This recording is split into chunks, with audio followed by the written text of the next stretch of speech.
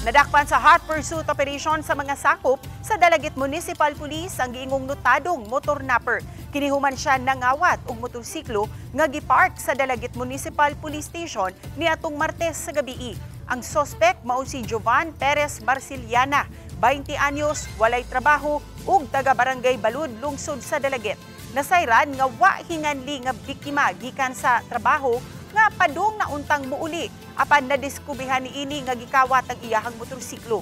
Ang iyahang motorsiklo diha ra niya kanunay ipark atubangan sa Dalagit Municipal Hall kun motrabaho siya. Tungod sa pagpost sa biktima sa gikawat niyang motor, usa ka concerned citizen ang nagpahibaw sa Dalagit Police Station nga ang motorsiklo nakit-an sa lungsod sa Alcoy. Subay niini, daling nagpahigayon og hot pursuit operation ang kapulisan sa abag sa Alcoy Municipal Police Station. Ang suspect gikatakdang pasakaan og tukmang kaso.